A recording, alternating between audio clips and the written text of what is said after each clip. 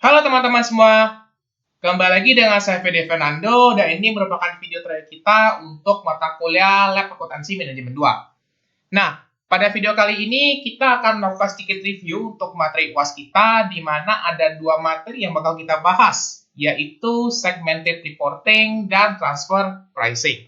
Nah, pertama-tama di sini, tanpa panjang dan lebar, saya akan langsung mulai dengan si Segmented Reporting-nya. Di sini ada Rasmos Corporation, di mana dia memproduksi plastik.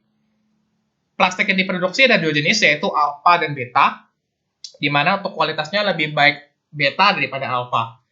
Dan berikut adalah informasi perusahaan di tahun 2017.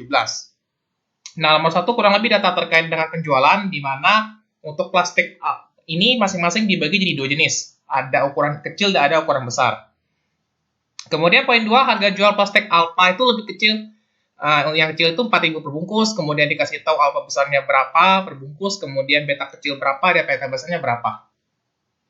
Kemudian yang ketiga ini terkait bahan baku yang dibutuhkan untuk membuat setiap jenis varian dari plastik alpha sama plastik beta, di mana semuanya menggunakan plastik cair.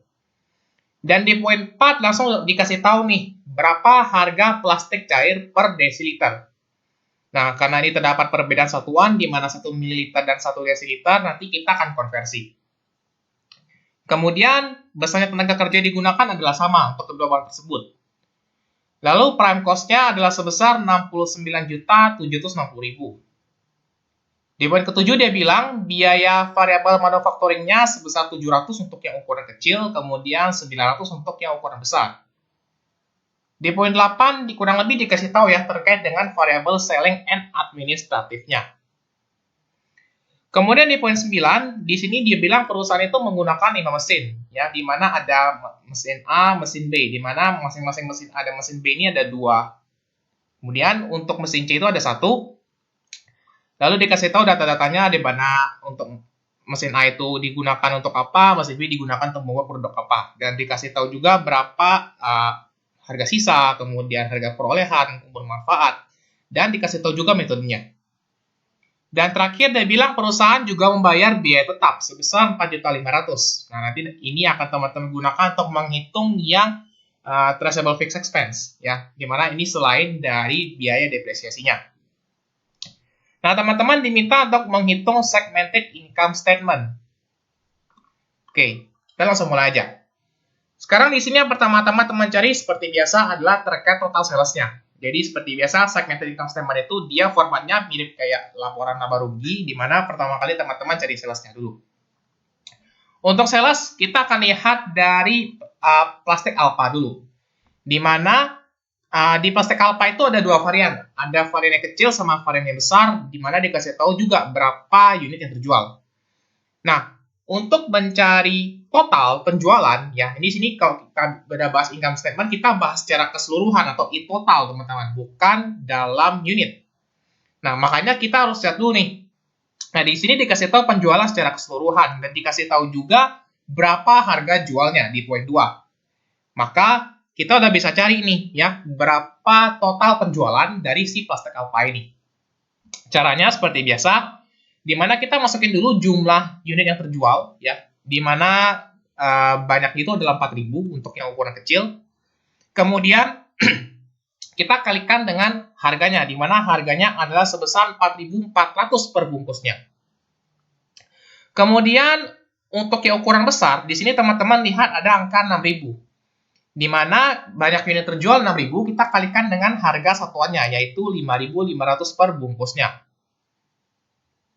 Maka kita akan dapat nilai sebesar 49 juta rupiah untuk varian plastik alpha. Kemudian untuk plastik beta juga sama, teman-teman, di mana kita lihat dulu berapa jumlah ini terjual untuk ukurannya kecilnya, di mana sebanyak 6.000. Kemudian kita kalikan dengan harga jualnya, yaitu ada di soal sebesar 5.000 per bungkusnya. Nah, kemudian ditambahkan dengan nilai dari si plastik besarnya, di mana 5.000 unit kita kalikan dengan harga jualnya, yaitu 7.000 per bungkusnya. Maka teman-teman akan dapat nilai sebesar 65 juta rupiah. Next, teman-teman totalin aja nih ya, tinggal ditambah 65 juta ditambah dengan 49 juta, dapat total penjualannya 114 juta. Next, kita akan masuk untuk menghitung variable expense-nya, di mana untuk variable expense itu ada dua unsur ya, ada variable COGS sama variable selling expense. Sebenarnya kalau teman-teman mau tulis variable selling and administrative juga nggak masalah, sama aja. Oke, kemudian untuk variable COGS pertama-tama ada tiga unsur, seperti biasa DM, DL, dan VOH. Dimana kalau di segmented income statement ini kita abaikan dulu nih si fixed overhead-nya. Jadi kita anggap semuanya itu yang variabel aja. Karena nanti kita mau cari yang namanya contribution margin. Untuk direct material, di sini teman-teman lihat nih ya, data yang ada di poin 3 sama poin 4. Dimana dikasih tahu berapa kebutuhan per plastiknya dan dikasih tahu berapa harga dari si plastik cairnya. Maka untuk mencari total ya direct material dari si alpha plastik ini, saya akan bagi jadi dua perhitungan. Di mana perhitungan pertama itu kita cari dulu nih berapa nilai direct material dari plastik alpha yang ukuran kecil. Nah, di sini cara pengerjaannya itu persis kayak tadi teman-teman hitung sales, di mana kita cari dulu berapa plastik alpha yang kecilnya, nanti baru kita cari plastik alpha yang besarnya. Plastik alpha yang kecil, dia bilang kebutuhannya itu adalah 100 ml, teman-teman. Ya, 100 ml per bungkusnya. Nah, di sini kan kita mau konversi ya, di mana kebutuhannya itu per mililiter, tapi kita belinya per desiliter, teman-teman. Artinya ada satuan yang harus kita konversi. Di mana mililiter, kalau teman-teman konversi ke desiliter, itu akan naik 2 satuan. Makanya di sini saya bagi 100 dibagi dengan 100. Ya. Atau misalkan kalau teman-teman udah nangkep, oke, saya udah ngerti nih kalau dari mililiter ke desiliter naik 2 tangga atau 2 satuan, maka langsung dibagi aja 100, maka saya dapat angka 1. Itu boleh aja teman-teman, selama teman-teman udah paham maksudnya gimana. Nah, 100 dibagi dengan 100 kemudian dikali dengan harga plastik cairnya, yaitu 1.200. Kemudian, karena di segmented reporting ini kita bicara semuanya secara keseluruhan, berarti kita nggak boleh masukin DM per unit, tapi kita kalikan dengan berapa banyak plastik kecil yang terjual, yaitu sebanyak 4.000. Nah, maka nanti kita akan dapat nilai dari direct material untuk plastik alpha yang berukuran kecil. Next, lakukan hal yang sama juga pada plastik alpha ukuran besar, di mana teman-teman tinggal ubah aja nih. Ya, dia kan kebutuhannya itu 150 ml, di mana 150 itu akan teman-teman bagi 100 karena naik 2 satuan tadi. Lalu jangan lupa dikalikan dengan harga per desiliternya, yaitu sebanyak 1.200. Nah, kemudian dikalikan dengan 6.000 karena di sini kita bicara masalah keseluruhan, bukan harga per unitnya. Maka kita dapat nilai alpha plastik adalah sebesar 15.600.000 untuk direct materialnya. Lakukan hal yang sama pada beta plastik. Jadi di sini karena teman-teman udah ngerjain di alpha, harusnya di betanya gampang. Dimana kita ubah lagi. Untuk plastik beta ukuran kecil, kita masukin nih 180 per 100. Kemudian dikalikan dengan 1.200 yang merupakan harga per desiliternya. Dan terakhir jangan lupa dikalikan dengan 6.000 karena di sini kita ingin mencari total secara keseluruhan. Nah, lalu kita akan coba cari untuk plastik beta yang berukuran besar, di mana 220 yang merupakan kebutuhan per unitnya kita bagi dengan 100, lalu dikali dengan 1.200 yang merupakan harga per desiliternya, kemudian dikali dengan 5.000 yang merupakan jumlah unit yang terjualnya. Maka kita dapat nilai sebesar 26.160.000 untuk si beta plastiknya.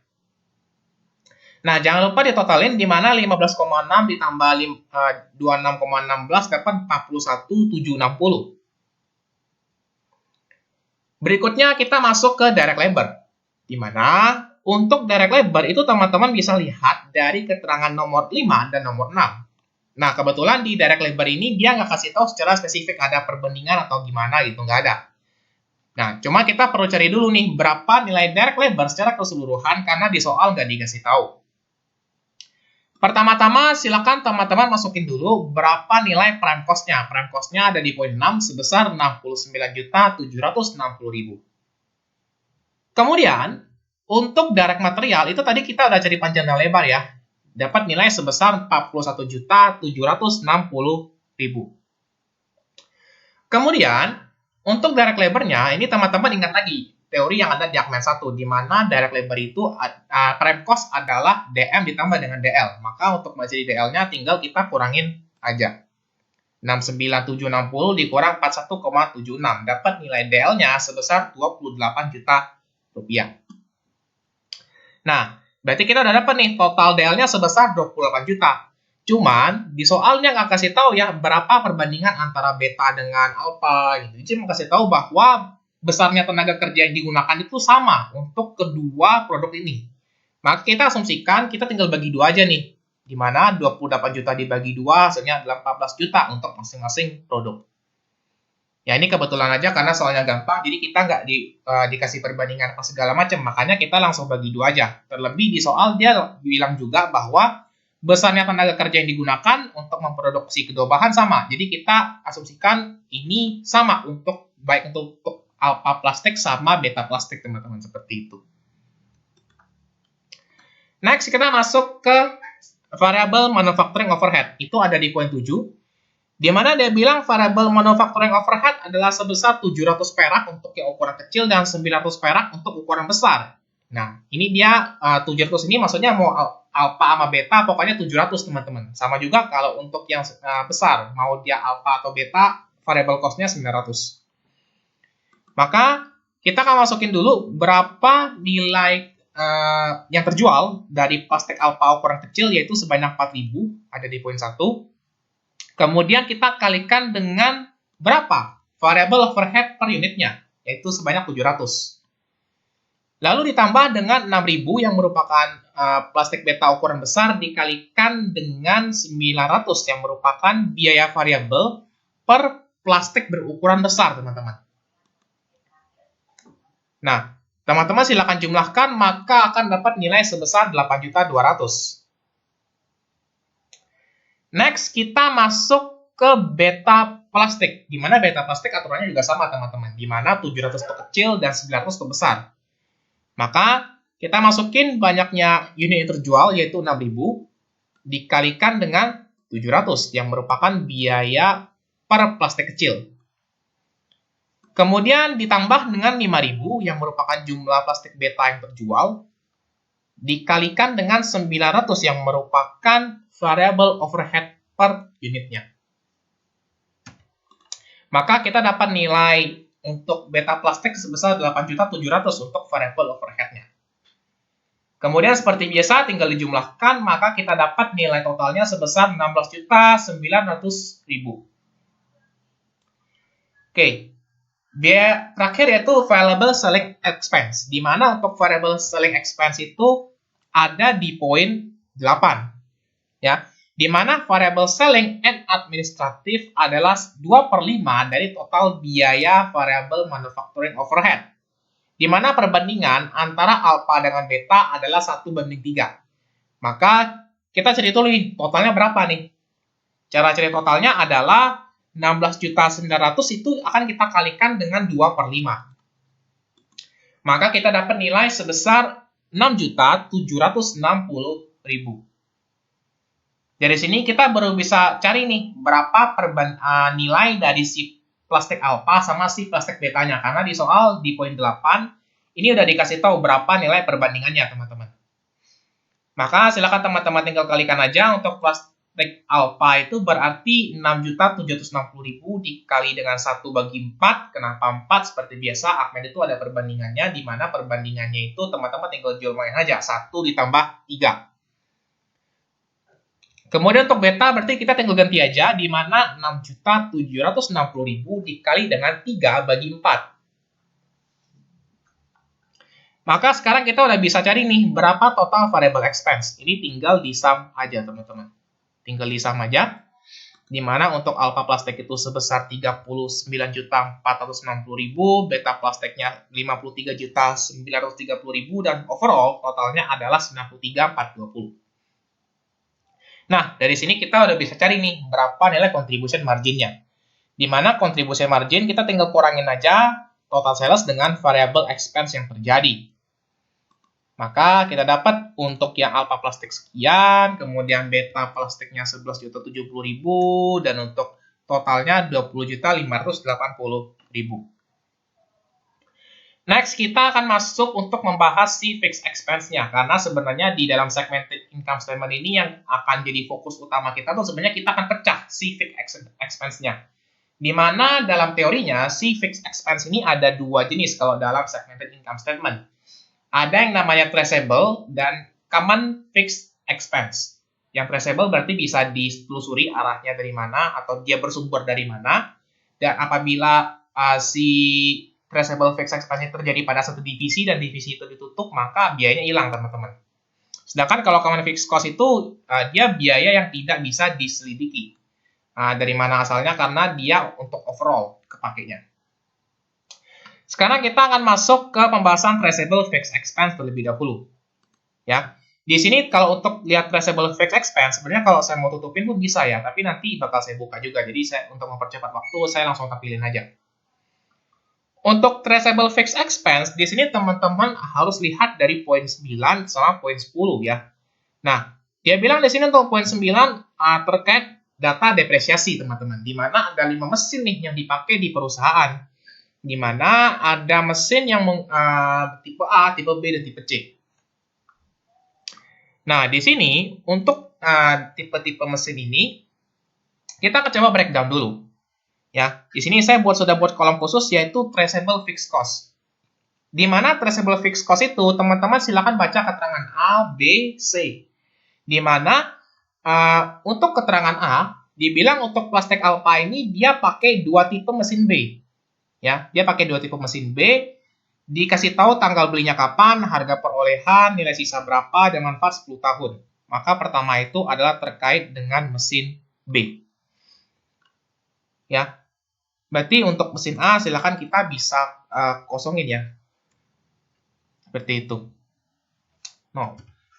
Oke, sekarang kita akan masuk ke yang B, di mana dia bilang untuk plastik beta menggunakan 2 mesin tipe A. Ya, nah, maka untuk yang depresiasi mesin A itu akan masuk ke bagian beta, teman-teman. Oke, sekarang kita akan coba lihat untuk poin 10. Di mana perusahaan juga membayar biaya tetap sebesar 4.500.000. Nah, dengan perbandingan sekian banding sekian untuk plastik alpha dan beta.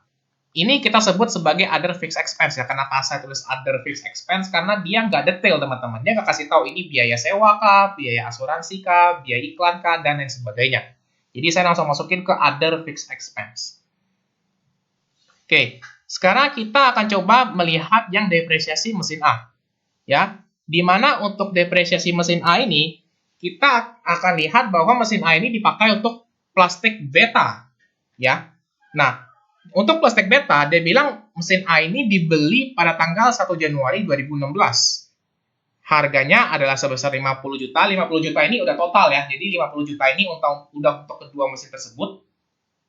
Dia kasih tahu nilai sisanya overall juga 10 juta dan masa manfaat sebesar 8 tahun. Dan disusutkan dengan metode garis lurus.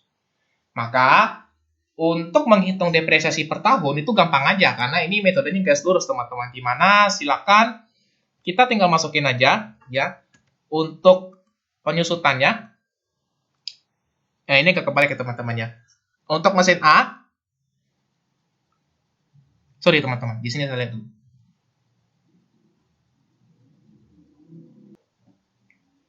Oke teman-teman, tadi ada sedikit koreksi di mana saya kebalik ya naruh mesinnya ya.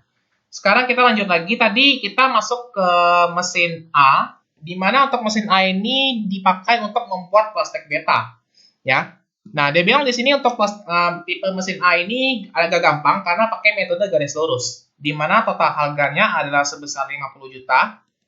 Ya, 50 juta ini akan kita kurangin dengan total nilai sisanya, yaitu sebesar 10 juta dibagi dengan umur ekonomisnya, yaitu selama 8 tahun, teman-teman. Maka kita dapat nilai penyusutan per tahun adalah sebesar 5 juta. Kemudian, untuk depresiasi dari mesin B, ini kita harus cari dulu, teman-teman. Di mana untuk nilai mesin B ini kita harus breakdown dulu karena ini pakai metodenya double declining method. Nah, untuk metode double declining method ini maka seperti biasa kita harus cari dulu nih berapa harga perolehan dari mesin B, kemudian berapa persentase penyusutan per tahunnya. Di sini kita akan coba lihat dulu. Mesin B itu dibeli pada tanggal 14 Januari, harganya 36 juta per mesin. Maka 36 juta kita kalikan dengan 2. Dapat total sebesar 72 juta rupiah. Kemudian, di sini kita perlu cari dulu nih, berapa persentasenya. Di mana persentasenya adalah 100% dibagi dengan umur ekonomisnya, yaitu selama 10 tahun. Kemudian dikalikan dengan 2, maka kita dapat rate-nya adalah sebesar 20%. Lalu kita akan coba cari dari tahun 2015. Kenapa di tahun 2015, teman-teman? Karena kita beli mesin ini di tahun 2015. Dan kita pengen cari tahu nih, berapa penyusutan sampai di tahun 2017-nya. Karena kita mau pakai data buat tahun 2017. Maka, untuk penyusutan di tahun 2015, ini kita langsung kalikan dengan 20% aja, teman-teman. Jadi 72 juta dikali 20%. Nah, kenapa kok nggak dikali per 12 itu? Karena kita belinya di tanggal 14 Januari, teman-teman. Dan di 14 Januari itu kita asumsikan bahwa dia itu masih kepake. Jadi bulan Januarinya masih dihitung. Maka kita akan menganggap kita pakainya itu 1 tahun full, teman-teman. Kemudian untuk tahun 2016, di mana kita akan coba cari dulu book value-nya. Di mana book value-nya 72 juta dikurangin dengan 14 juta 400. Kemudian jangan lupa dikalikan dengan rate-nya yaitu sebesar 20%. Maka kita akan dapat nilai penyusutannya adalah sebesar 11.520.000. Kemudian untuk tahun 2017 juga lakukan pola yang sama, di mana 72 juta dikurangin dengan 14.400.000 dikurangin dengan 11.520.000. Kemudian jangan lupa dikalikan dengan rate-nya yaitu 20%. Maka kita dapat penyusutannya adalah sebesar 9.216.000. Nah, sekarang kita udah dapat nilai-nilai penyusutan untuk mesinnya. Maka kita bisa masukin untuk depreciation expense-nya, di mana untuk Alpha Plastik dia menggunakan mesin B, maka nilai yang 9.216.000 ini kita masukin ke sini. Dan untuk si beta plastiknya, yaitu 5 juta, karena si plastik beta ini menggunakan mesin A. Maka kita dapat nilai total penyusutannya sebesar 14.216.000. Kemudian untuk other fixed expense, di mana untuk other fixed expense ini kita akan lihat data yang ada di poin 10. Ya ini ya gampang juga karena pakai perbandingan seperti biasa. Di mana biaya tetapnya adalah sebesar 4.500.000. Ini untuk yang other, di mana perbandingannya 2:1 untuk alpha dan beta. Maka, untuk mencari yang other fixed expense dari si alpha ini, maka kita tinggal kalikan aja nih. 4.500.000 dikalikan dengan 2, ya karena nilai pembandingnya 2, kemudian dibagi 3, di mana 3 itu dapat dari 2 ditambah dengan 1. Sama juga untuk yang plastik beta, di mana dapat nilainya tinggal kita kaliin aja, di mana 4.500.000 dikali dengan 1 dibagi dengan 3. Nah, maka kita udah dapat nilai masing-masing untuk other fixed expense dari Alpha Plastik itu 3 juta, dan untuk yang beta itu 1.500.000. Kemudian ditotalin dapat 4.500.000. Nah, untuk total traceable fixed expense ya, kita tinggal jumlahin aja, di mana untuk yang Alpha Plastik itu 12.216, Beta Plastik 6,5, dan totalnya adalah 18.716.000. Next step, kita akan coba cari berapa segmen marginnya. Ya, segmen margin ini kurang lebih berapa sih laba dari masing-masing divisinya. Nah, untuk laba dari divisi Alpha Plastik berarti kita tinggal kurangin ya, contribution margin dikurangin dengan total fixed expense-nya. Jadi kita tinggal kurangin untuk masing-masing divisi, di mana untuk yang divisi Alpha Plastik itu mengalami kerugian sebesar 2.706.000. Ya, di sini teman-teman udah bisa lihat ya, karena nilai kontribusi marginnya lebih kecil ya daripada nilai total traceable fixed expense-nya. Kemudian untuk yang beta plastik, di sini kita bisa melihat bahwa untuk nilai fixed expense-nya itu 6.500.000 kita selisihkan dengan 11.070.000. Maka kita dapat selisih segmen marginnya sebesar 4.570.000. Nah, kita totalin sehingga kita dapat nilai laba untuk overall si perusahaan ini adalah sebesar 1.864.000. Nah, terakhir kita akan coba cari common fixed expense dan net operating income-nya. Yang tadi udah saya jelasin common fixed expense itu kurang lebih adalah biaya yang terjadi secara umum dan itu nggak bisa dipecah dan nggak bisa ditelusuri. Ini dipakainya dari divisi apa, teman-teman. Nah, untuk common fixed cost itu teman-teman bisa lihat mesin C, karena dia bilang mesin C ini digunakan untuk kedua produk. Ya, jadi kita nggak tahu berapa proporsi pemakaian untuk produk alpha atau sama ke produk betanya, dia nggak kasih tahu. Maka kita akan coba breakdown lagi. Ya, untuk kita akan coba cari berapa penyusutannya. Di mana di sini udah dikasih tahu bahwa harga perolehannya 19 juta, kemudian nilai sisa 4 juta, masa manfaat 10 tahun, disusutkan dengan metode garis lurus. Maka gampang aja caranya, di mana 19 dikurangin dengan 4 dibagi dengan 10. Sehingga kita dapat total penyusutan per tahun sebesar 1.500.000. Nah, jangan lupa sekarang kita akan cari net income-nya, di mana kita selisihin aja, di mana untuk segmen margin secara keseluruhan 1.864 dikurangi dengan 1.500.000. Dapat nilai net operating income-nya itu adalah 364.000. Oke, kita udah selesai untuk soal pertama. Kemudian berikutnya kita akan coba lanjutkan dengan transfer pricing. Nah, apabila teman-teman ada pertanyaan, silakan bisa tanyakan di kolom komentar atau bisa bertanya japri boleh atau bertanya pada saat kita di Meet Now nanti. Kemudian berikutnya kita akan masuk ke transfer pricing. Tapi seperti biasa untuk transfer pricing sebelum kita mulai ngerjain formatnya, kita akan coba isi dulu data yang diketahui supaya kita gampang ngerjain pada saat di soal nanti. Di sini kurang lebih ada soal di mana FFco adalah sebuah perusahaan yang memiliki dua divisi, yaitu divisi paperless dan divisi bookcase. Nah, paperless ini kurang lebih memproduksi dan menjual kertas, sedangkan divisi bookcase itu memproduksi dan menjual buku tulis.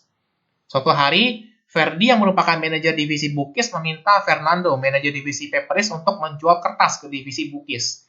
Karena ia berharap akan mendapatkan harga yang lebih murah jika ia membeli kertas dari supplier luar dengan harga 120 per lembarnya. Nah, di sini dia bilang Fernando meminta Anda sebagai ahli transfer pricing untuk membantu menghitung. Dan berikut ialah data-data terkait dengan transfer pricing. Poin pertama ini kurang lebih tentang berapa sih barang yang dia jual setiap bulannya. Ya, jadi dia jual ke customer luar itu kira-kira satu bulan berapa banyak. Dia kasih tahu juga harganya berapa, kemudian berapa kapasitas produksinya. Nah, ini nanti akan kita gunakan untuk menghitung si idle capacity-nya, teman-teman. Kemudian biaya produksi ketika dari kertas paperless ini adalah sebagai berikut.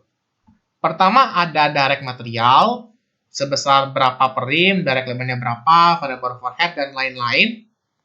Kemudian di poin ketiga ini, dia kasih ketentuan nih, di mana jika kalau perusahaan itu melakukan transfer pricing, maka beban pengiriman dan beban iklan itu bisa dihindari. Nah, ini nanti akan masuk ke yang namanya biaya variabel yang dapat dihindari, atau kita sebutnya sebagai avoidable cost. Itu sama aja, teman-teman. Ya, jadi kalau misalkan teman-teman mau tulis biaya yang dapat dihindari jika terjadi transaksi internal itu boleh. Mau tulis langsung avoidable cost juga boleh pada saat teman-teman ngerjain di ujian. Pemeriksaannya atau asesnya udah paham kok. Kemudian dia kasih tahu bahwa satu rim itu adalah 500 lembar. Ya, ini sebenarnya keterangan tambahan aja ya. Kalau teman-teman nggak tahu rim, nanti kan nggak bisa ngerjain soalnya. Sekarang diminta hitunglah range harga transfer pricing dan tentukan apakah transfer pricing tersebut dapat terjadi pada 3 kondisi berikut. Kondisi pertama sekian, kondisi kedua sekian, dan kondisi ketiga sekian dengan mengubah kapasitas produksinya. Oke, sekarang kita coba lengkapin dulu nih ya data untuk coret-coretnya. Di mana di sini kita langsung ke bagian yang agak bawah aja. Pertama kita akan menghitung variable cost-nya. Di mana Untuk variabel cost-nya, di sini pertama-tama kita lengkapin dulu berapa DM, DL, VOH, dan variabel SNA-nya. Untuk direct material, di sini direct material teman-teman bisa melihat data yang ada di poin 2. Nah, soalnya kali ini dia agak berbaik hati ya teman-temannya, karena semua datanya itu udah dikasih ya, per rim berapa. Sebenarnya cara ngerjain soal ini ada dua option, di mana bisa aja teman-teman cari harga per kertasnya ya, atau per lembar kertas, atau bisa aja per rimnya teman-teman. Jadi bisa per rim atau bisa per lembar kertasnya. Tapi saya lebih prefer kalau misalkan saya nulisnya per rim aja ya, karena kalau pakai per lembar artinya kan banyak ya lembarnya itu teman-teman ya, jadi agak pusing saya ngitungnya nanti. Makanya saya langsung sederhanain aja berapa total variable cost per rimnya. Nah, paling nanti harga per lembar akan saya naikkan ke rim teman-teman, seperti itu. Pertama-tama untuk direct material dia kasih tahu bahwa harganya itu 10.000 per rim. Ya udah, tinggal masukin aja, nggak usah pusing-pusing, datanya pun udah ada di soal. Direct labor juga sama, dikasih tahu 17.500 per rim, tinggal dimasukin ke soal aja. Variable overhead juga sama teman-teman, dimana harganya 5.000 per rim. Ya udah, tinggal dimasukin aja, nggak usah pusing-pusing. Nah, yang jadi pengecualian adalah untuk fixed overhead teman-teman ya. Kenapa kita nggak masukin si fixed overhead? Karena perlakuan dari si segmen reporting sama transfer pricing ini kan sebenarnya dia masih satu chapter. Nah, kita akan abaikan yang fixed overhead-nya terlebih dahulu. Kita fokus untuk menghitung yang variable expense-nya saja. Kemudian untuk poin E, variable selling and administrative 30 per lembar. Di mana terdiri dari beban iklan 5, beban pengiriman 10, dan beban administratif 15. Ini per lembar ya teman-teman ya. Sedangkan yang mau kita pakai di soal tuh per rim teman-teman. Di mana satu rim itu 500 lembar. Maka untuk variabel SNA itu teman-teman silakan 30 yang merupakan variabel SNA per unit atau per lembarnya kita kalikan dengan 500 yang merupakan banyaknya satu rim kertas. Kita kalikan 30 dikali 500. Maka dapat nilai variabel SNA-nya 15.000.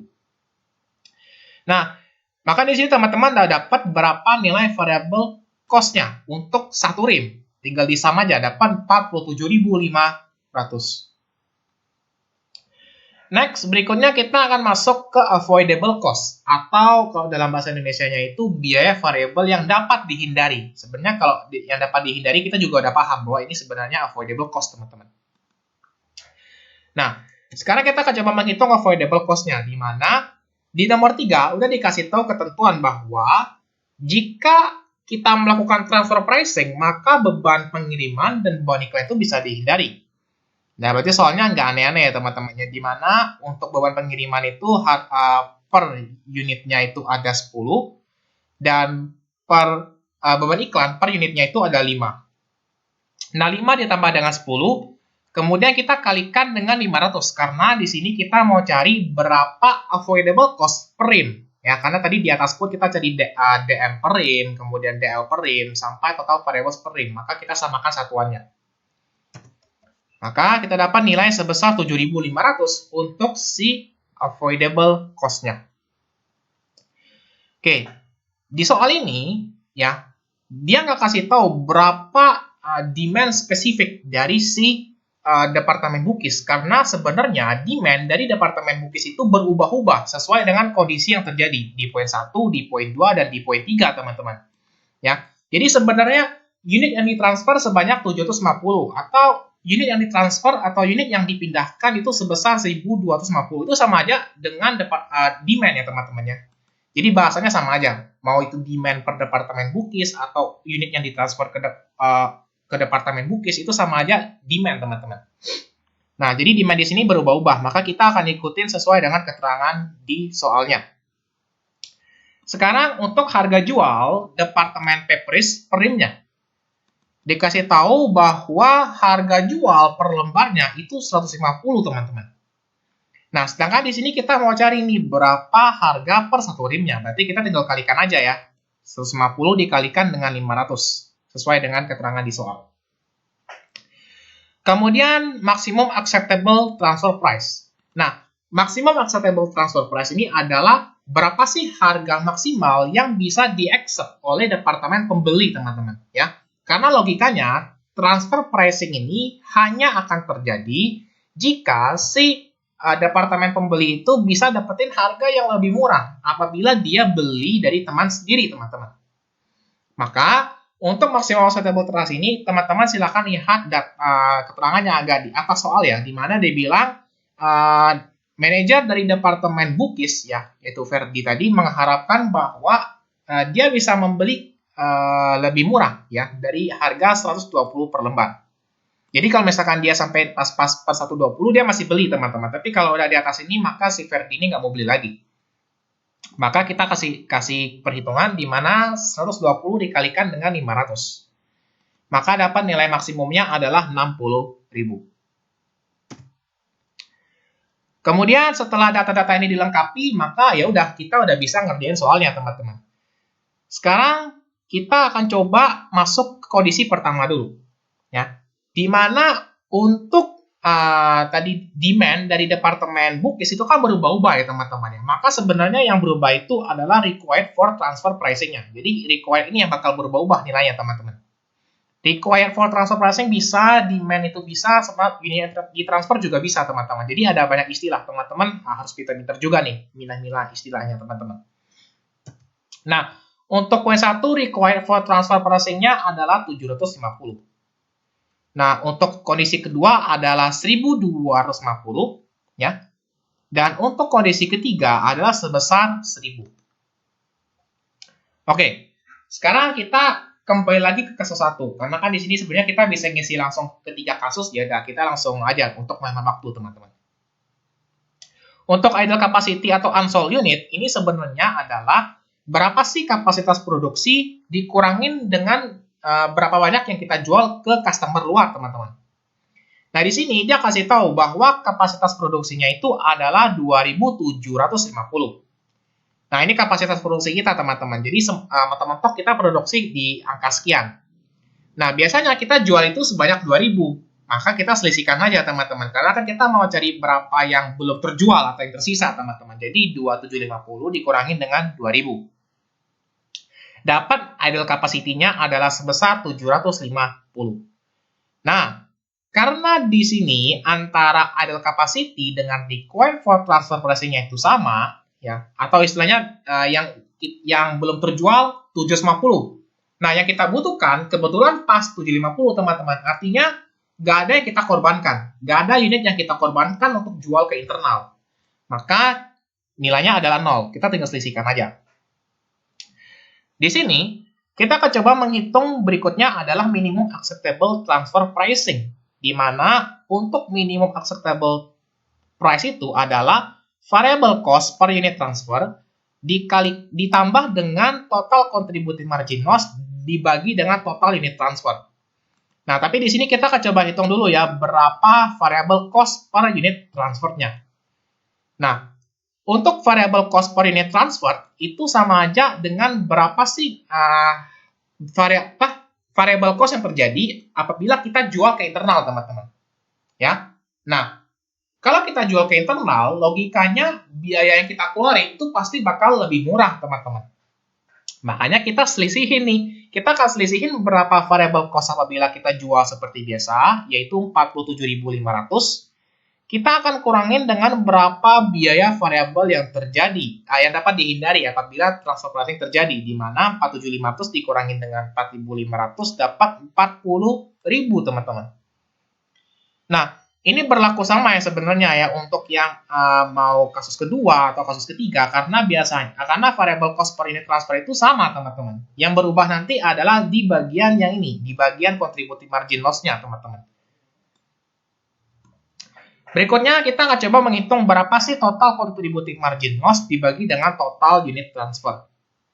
Nah, di sini saya akan sedikit pelan-pelan, di mana untuk total contribution margin loss ini rumusnya sudah saya lampirkan juga di bawah, teman-teman, di mana total contributing margin loss itu adalah harga jual per unit, ya harga jual per unit atau unit selling price dikurangin dengan variable cost yang penuh, teman-teman. Kemudian dikali dengan unit sacrifice. Nah, di sini untuk kasus pertama, kita udah ada datanya ya teman-teman, di mana untuk nilai dari total contributing margin loss-nya adalah silakan masukin berapa nilai salesnya, yaitu 75.000. Kemudian dikurangin dengan total variable cost secara keseluruhan. Nah, kemudian jangan lupa dikalikan dengan unit sacrifice, kemudian dibagi dengan total unit transfer. Nah, untuk nilai total unit sacrifice-nya itu kan 0 ya teman-teman ya. Ini kalau teman-teman lihat rumusnya ke bawah lagi, ini unit sacrifice. Unit sacrifice-nya itu 0 teman-teman ya. Jadi makanya hasilnya nanti sebenarnya bakal jadi 0 juga teman-teman ya. Harusnya teman-teman kalau lihat di soal kayak gini kondisinya, oh ternyata nggak ada unit yang dikorbankan nih. Berarti untuk yang minimum acceptable price-nya yaitu 0 ya, karena nggak ada biaya yang kita korbankan ibaratnya teman-teman seperti itu. Makanya untuk nilai minimum acceptable transfer pricing-nya adalah sebesar 40.000, di mana 40.000 ditambah dengan 0. Maka seperti biasa kita akan coba susun range-nya terlebih dahulu. Untuk range-nya silakan masukin 40.000 ya. Lalu untuk maximum acceptable price-nya ya, kan transfer pricing itu dinyatakan dalam range ya, di mana minimum acceptable transfer pricing, kemudian ada transfer pricing, kemudian ada maximum acceptable price. Nah, di sini untuk maximum acceptable transfer price-nya adalah sebesar 60.000. 60.000-nya dapat dari mana? 60.000-nya tadi dapat di perhitungan ini. Karena kan maximum acceptable transfer price ini ibaratnya kayak berapa sih harga yang bakal divisi pembeli terima. Ya. Jadi mentok-mentok ya di angka 60.000. Kalau misalkan lebih mahal dari 60.000, lebih baik divisi pembeli ini beli dari luar, teman-teman, seperti itu. Nah, sebenarnya untuk yang 60.000 ini juga bisa diaplikasikan ya ke 60.000, dari sini 60.000 juga. Oke. Nah, dari sini sebenarnya teman-teman udah bisa lihat ya tadi ya, bahwa sekarang kalau kita lihat kasus pertama, ternyata logis, angkanya logis ya teman-teman ya, di mana harga minimumnya 40.000 dan harga maksimalnya itu 60.000 teman-teman. Maka kita bisa menyimpulkan bahwa dapat dilakukan transfer pricing karena ada range harga yang istilahnya itu logikal atau masuk akal seperti itu. Nah, sekarang kita akan coba masuk ke kasus kedua. Di mana untuk kasus kedua ini dia bilang bahwa nilai dari unit transfer adalah sebanyak 1.250. Nah, berarti untuk ideal capacity-nya masih sama ya teman-temannya, di mana kapasitas produksinya 2.750 dikurangin dengan 2.000 yang merupakan banyaknya unit yang kita jual ke pihak eksternal. Nah, dari sini teman-teman bisa melihat nih, ternyata ada selisih ya, kita butuhnya itu 1.250 teman-teman ya, divisi pembeli butuh 1.250, tapi kita punyanya itu cuma 750 teman-teman. Artinya nanti bakal timbul unit yang kita korbankan karena nilai require-nya ternyata lebih besar teman-teman daripada nilai idle capacity yang tersedia. Maka untuk mencari unit sacrifice ini silakan teman-teman selisihkan antara 1.250 dikurangin dengan 750. Maka dapat selisih sebesar 500. Nah, kalau misalkan ada angka unit sacrifice, berarti nanti untuk yang total contributing margin loss dibagi total unit transfernya itu bakal ada angka, teman-teman. Karena di sini ada angkanya gitu, ada 500 tadi kan 0, makanya di sini 0, teman-teman. Nah, untuk untuk yang minimum acceptable transfer pricing-nya, tadi kita udah cari ya, berapa variable cost per unit transfer, di mana sama aja sih, sama dengan variable cost apabila kita jual ke pihak internal, ya, jadi bahasa sederhananya seperti itu. Nah, variable cost yang apabila kita jual ke pihak internal, itu sama aja dengan 47.500 kita kurangin dengan avoidable-nya, yaitu 7.500. Kemudian kita akan tambahkan dengan total contributing margin loss dibagi dengan total unit transfer. Di mana untuk total contributing margin loss-nya itu adalah 75.000 yang merupakan harga jualnya.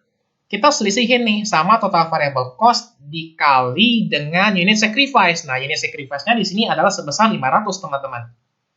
Nah, nanti dikali 500 kemudian dibagi dengan 1.250 yang merupakan kebutuhan dari transfer pricing-nya. Maka kita akan dapat nilai sebesar 11.000. Sehingga kalau kita jumlahkan minimum acceptable-nya adalah 51.000. Maka masuklah range-nya 51.000. Nah, minimum acceptable price-nya atau harga yang bisa diterima serendah-rendahnya oleh divisi penjual itu 51. Jadi penjual ini serendah-rendahnya tuh dia terima paling nggak 51.000 teman-teman. Nah, dan si divisi pembeli itu terima setinggi-tingginya harganya 60.000. Di sini masuk akal ya teman-teman, ya masih logis di sini. Ada harga yang bisa ditetapkan di antara 51.000 dan di bawah 60.000. Maka kesimpulannya adalah dapat kita lakukan transfer pricing. Nah, terakhir kita masuk ke kasus ketiga, di mana kasus ketiga ini terdapat sedikit modifikasi, ya sedikit berbeda dari yang kasus kedua sebelumnya. Sekarang untuk idle capacity-nya itu berubah teman-teman. Kenapa berubah? Karena coba teman-teman lihat poin soal 3. Di mana unit yang ditransfer sebanyak 1000 prim kertas. Nah, ini udah kita masukin nih. Cuman dia bilang kapasitas produksinya itu berubah. Yang tadinya 2750 tiba-tiba jadi 2000 teman-teman. Ya, awalnya kita punya kapasitas 2750 nih, tapi ternyata di downgrade menjadi 2000. Maka nanti idle capacity-nya bakal berubah lagi teman-teman. Di mana kita punya capacity itu 20.000 ya. 20.000, sorry. Kita punya capacity 2000 dan kita jual ke pihak eksternal itu ada 2000 teman-teman. Jadi seharusnya kalau kita pikir dengan logika harusnya udah habis ya. Jadi idle capacity-nya itu udah nggak ada lagi teman-teman, udah habis sebenarnya karena kita mampu produksi 2000 dan yang kita jual itu ternyata 2000 teman-teman, berarti udah habis. Nah, sekarang kalau teman-teman lihat kita udah nggak ada lagi nih barang yang bisa kita transfer aslinya udah nggak ada yang bisa kita transfer karena semuanya itu sebenarnya bisa aja kita jual ke pihak eksternal. Tapi ternyata divisi pembeli itu butuh 1000 teman-teman. Ya, jadi di sini timbul gap atau timbul istilahnya selisih. Gimana teman-teman tinggal kurangin aja nih 1000 dikurangin dengan 0 ya. Atau sebenarnya kalau misalkan mau dikurangin dengan ini juga bisa sih, sama aja hasilnya 1000. Nah, di sini berarti ada 1000 unit yang bakal kita korbankan untuk si transfer pricing-nya, seperti itu. Nah, untuk minimum acceptable price-nya, seperti biasa, kita masukin dulu berapa variable cost yang terjadi apabila kita jual ke pihak internal. Kemudian, kita akan coba cari total contributing margin loss dibagi dengan total unit transfernya. Gimana? Untuk total contributed margin loss-nya itu adalah unit selling price dikurangin dengan variable cost-nya, kemudian dikali dengan unit sacrifice. Berarti kita masukin unit selling price-nya adalah sebesar 75.000 dikurangin dengan 47.500 dikali dengan 1000 yang merupakan unit sacrifice-nya yang tadi kita udah hitung. Kemudian jangan lupa dibagi dengan 1000 teman-teman yang merupakan kebutuhan dari si transfer pricing-nya. Maka kita akan dapat nilai sebesar 27.500. Nah, di sini kita jumlahin nih 40.000 ditambah 27.500 maka dapat nilai sebesar 67.500. Nah, di sini kita masukin nilai yang dapat diterima serendah-rendahnya oleh divisi penjual adalah 67.500 dan nilai yang yang dapat diterima oleh divisi pembeli setinggi-tingginya 60.000. Berarti di sini nggak logis teman-teman karena nggak bisa terjadi kecocokan harga. Maka kita bisa putuskan bahwa tidak dapat dilakukan transfer pricing karena antara divisi penjual itu sama divisi pembeli nggak klop teman-teman, nggak ketemu berapa titik harganya seperti itu. Nah, berarti kalau misalnya kita dapat kesimpulan dari kasus ketiga, maka pembahasan untuk review kali ini udah selesai teman-teman. Nah, apabila selama saya menjelaskan tadi ada kata-kata yang kurang berkenan atau ada kata-kata yang kumur-kumur atau tadi juga ada yang salah karena saya masukin depresi mesinnya, itu saya minta maaf karena saya juga masih manusia yang harus belajar dan mau progres ke depannya. Apabila teman-teman ada pertanyaan atau ada hal-hal yang masih bingung terkait dengan pembahasan tadi, silakan. Kalau teman-teman mau bertanya di kolom chat boleh, mau bertanya di Midnow juga boleh teman-teman. Nah, ini merupakan video terakhir untuk mata kuliah Akuntansi Manajemen 2. Semoga nanti kita bisa ketemu lagi di semester-semester berikutnya dan mungkin membahas mata kuliah yang berbeda teman-teman. Ya, sekali lagi saya ucapkan terima kasih bagi teman-teman yang sudah mengikuti kelas saya dengan baik, yang sudah menonton video ini dari awal sampai selesai, dari video-video sebelumnya juga, yang sudah mengikuti dengan baik juga, saya ucapkan terima kasih. Kita akan ketemu lagi di mata kuliah yang berbeda. Sekian dan bye-bye.